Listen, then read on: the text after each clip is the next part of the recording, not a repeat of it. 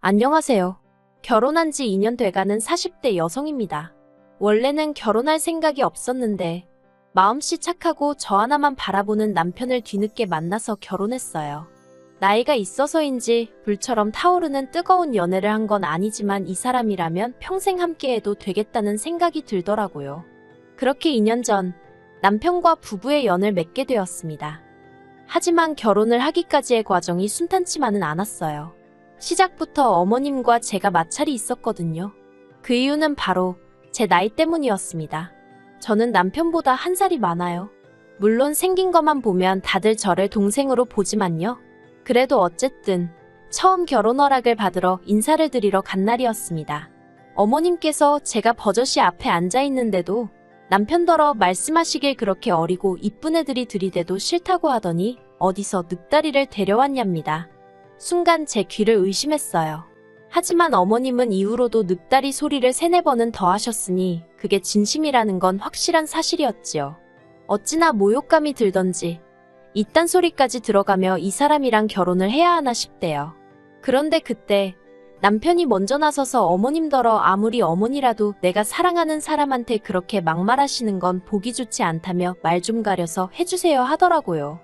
그리고는 다음에도 이런 일이 또 생기면 그때는 정식으로 사과하셔야 한다면서요. 평소 점잖은 남편 성격으로 비추어 봤을 때 나름대로 굉장히 화를 낸 거였거든요. 그래서 저도 그냥 한 번만 넘어가자는 심정으로 대충 웃고 넘겼어요. 그리고 그날을 계기로 남편과 제 사이는 더욱 돈독해졌습니다. 하지만 어머님은 저 때문에 당신 막내 아들이 달라졌다고 생각하셨는지 그때부터 저를 노골적으로 미워하시대요. 그래도 솔직히 크게 개의치는 않았습니다. 남편하고만 잘 살면 되지 막말로 시어머니하고 보고 살면 얼마나 보고 살겠나 싶어서 앞으로도 적당한 거리만 유지하면 별 문제 없을 줄 알았으니까요. 게다가 다행이라고 해야 할지 남편에게는 위로 아주버님도 한 분 계셨는데 그분의 와이프 그러니까 형님이 저한테 참 잘해주셨어요. 알고 보니 형님도 어머님하고 또 남편이로 있는 신우들하고 사이가 안 좋더라고요. 그런 와중에 처지가 같은 동서가 들어온다 하니 반가우셨던 모양입니다. 신혼살림의 경우 저는 당시 제 소유의 아파트에서 혼자 생활하고 있었습니다. 30이 되던 해에 1,000원짜리까지 싹싹 긁어서 목돈 만들어 장만한 아파트였어요. 여담이지만 요새 하루가 멀다 하고 부동산이 떨어지네 어쩌네 말이 많지만 저는 거진 10년 전에 장만했던 아파트라서 어쨌든 많이 올랐어요. 그래서 또래 여자들에 비해 경제력이 좋은 편이지요. 게다가 혼자 산 지가 오래되다 보니 집안에 필요한 웬만한 건 다 갖추고 있었거든요. 그래서 남편더러 만약에 괜찮으면 몸만 들어와서 살라고 했어요. 그랬더니 남편이야 땡 잡았다며 좋다는 거예요. 그리고는 자기가 모아뒀던 돈 중 3천만 원을 저한테 주면서 가지고 있다가 필요한데 요긴하게 쓰랍니다. 생각지도 못한 남편의 행동에 당황스럽긴 했지만 거절하지 않고 받았어요. 잘 가지고 있다가 나중에 아이 생기고 더 큰 집으로 이사가게 되면 그때 쓸 요량이었지요. 그런데 어머님은 어째서인지 저에게 또 화가 많이 나셨더라고요. 이유가 뭔가 하니 당신하고 상의도 없이 남편을 들어와서 살아라 말아라 했다는 게 기분이 나쁘시다대요. 제가 남편을 무시한 거나 다름이 없다나요. 게다가 집 문제는 그렇다 치고 예단은 왜 생략하냐는 겁니다. 그런데 제 입장에선 집이 벌써 8억이 넘어가고 있었는데 예단을 받고 싶어 하시는 어머님이 오히려 이상해 보였어요. 그래서 단도직입적으로 그러면 8억짜리 집이니 남편도 못해도 혼수를 2억치는 해왔으면 좋겠는데 해주실 수 있냐고 했습니다. 남편도 남편대로 어머님 떨어 화를 내도 장인 장모님이 내셔야지 왜 어머니가 내느냐며 저보기 민망하다며 짜증을 내더라고요. 하지만 어머님은 아예 저희가 하는 이야기는 듣지 않기로 하신 건지 신우들까지 동원해서는 그래도 그게 경우가 아니랍니다. 상황이 어떻건 간에 명품 가방 하나 정도는 해와야지. 이번에 며느리 들어오는 거 주변 사람들이 다 아는데 아무것도 못 받았단 소리를 어떻게 하느냐는 거예요. 신우들도 남동생 장가 가는데 자기들은 옷 한 벌도 못 얻어 입는 거냐면서 빈정거렸고요. 그리고 이후로 제가 얼마나 시달렸는지 결국 어머님하고 형님 앞으로만 금팔찌 하나씩 해드렸어요. 신우들한테는 아무것도 안 해줬어요. 신우들이 제 남편을 키워준 것도 아닌데 제가 왜 거기까지 챙겨야 하나 싶었으니까요. 반면에 형님은 남편한테 들어보니까 맏며느리인데다가 시댁과 가까운 거리에 산다는 죄로 시댁을 하루가 멀다 하고 들여다봐야 했고, 그렇다 보니 온갖 잔심부름도 도맡아 하던 모양이 돼요. 그래서 그냥 마음 좀 달래시는데 도움이 됐으면 하는 마음으로 해드렸어요. 그랬더니 신우들이 난리가 났지요. 도대체 신우 알기를 뭘로 아는 거냐면서. 아무튼 우여곡절 끝에 그래도 결혼은 했습니다. 시댁 식구들하고 제 사이에서 남편이 자기 입장을 분명히 해준 덕분이라고 생각해요. 남편은 시댁에서 반대를 하든 말든 결혼은 무조건 한다였고, 결국 자식이기는 부모 없다고 어머님이 한풀 꺾이셨거든요. 그런데 문제는 신우들이었어요. 어머님이 백기를 들자 이제 자기들이 나서서 저랑 기싸움을 해야 된다고 생각이라도 한 건지 별것도 아닌 걸로 걸핏하면 시비를 걸어오대요. 결혼하고 얼마 되지 않아 한참 신혼의 단꿈에 젖어있던 때였어요. 하루는 큰 신우가 할 말이 있다며 일방적으로 날짜랑 시간을 통보해서는 자기 집에 오라고 하대요. 그런데 당시 저는 바쁜 회사 일로 인해 집에서는 거의 잠만 잤지 다른 일을 할 시간도 체력도 없었어요. 반면에 저희 남편은 프리랜서 작가로 일하고 있었거든요. 그래서 일하는 시간이 굉장히 유동적이었던 반면 벌이가 좋지는 않았지요. 언젠가 작품 하나 대박나면 그때는 어떻게 될지 모르겠지만요. 그래서 사실 제가 남편과 결혼한다고 했을 때 제 주변에서는 저더러 미쳤다고 하는 친구들도 있었습니다. 성과금까지 하면 한 달에 대충 800 정도는 벌고 있었는데 솔직히 그 돈이면 여자 혼자 사는데 부족하진 않잖아요. 게다가 저는 집도 있었으니까 결혼 안 하고 혼자 늙어갔어도 어디 아쉬운 소리 하면서 살 일은 없었을 거예요. 그런데 갑자기 거의 백수나 다름없는 남편하고 결혼을 하겠다고 하니 친구들이 걱정부터 시작해서 정신 차리라고 쓴소리까지 하더라고요. 그럼에도 불구하고 남편과 결혼을 결심한 건 일단 저를 향한 남편의 사랑이 진실해 보였고 동시에 심성이 고운 사람이라서였어요. 배려심도 깊고 정말 그 경제적인 능력 그 점 하나만 딱 아쉬웠는데 그래서 생각을 해봤지요. 돈 잘 벌고 성격 개떡 같은 남자와 성격 정말 비단결인데 돈 못 버는 남자. 그러니까 답이 딱 나오더라고요. 그래서 결혼했습니다. 아무튼 큰 신우로부터 일정을 통보받고 좀 황당했어요. 그쪽이야 전업주분이 일하는 제 입장은 생각을 못한 건가 싶기도 했고요. 그래서 신우한테 좀 힘들 것 같다고 문자를 남겼는데 그거야 네 사정이고 그렇게 답장이 오대요. 처음에 제 눈을 의심했습니다. 네 사정이고라니 제가 아무리 아랫사람이어도 그렇지 솔직히 나이 40이면 어디 가서 야 너 소리 들을 나이는 아니잖아요. 그리고 까놓고 큰 신우랑 저랑 2살 차이밖에 안 나는데 갈 수 있는 상황도 아니었지만 신우의 싸가지 없는 답장에 너무 화가 나서 저도 답장 안 하고 안 갔습니다. 그랬더니 당일이 되어서야 신우가 어머님 아버님한테까지 뭐라고 이야기를 했는지 전화 오고 문자 오고 난리도 아니더라고요. 아무리 그래도 어머님 전화를 안 받을 수는 없어서 받았더니 하시는 말씀이 지금 신우 혼자 집들이 하느라 난리가 났다면서 너는 큰애가 오라고 했다는데 왜 안 가서 일을 이 지경을 만드냐고 소리를 지르시는 거예요. 알고 보니까 그날 큰 신우가 심해부 쪽 식구들 불러다 놓고 집들이 하기로 되어 있었는데 저한테 음식을 만들게 하려던 거지요. 저는 솔직히 큰 신우보다 중간에서 그러시는 어머님이 더 이해가 안 되더라고요. 그래서 어머님더러 그렇게 걱정되시면 어머님이 가서 도와주시지 그러세요 하고 받아쳤습니다. 그랬더니 사돈이 오는데 내가 가서 어떻게 일을 하니 하시길래 친정엄마가 도와주는 게 옳게가 가서 돕는 거보다 그림이 낫지 않냐고 했지요.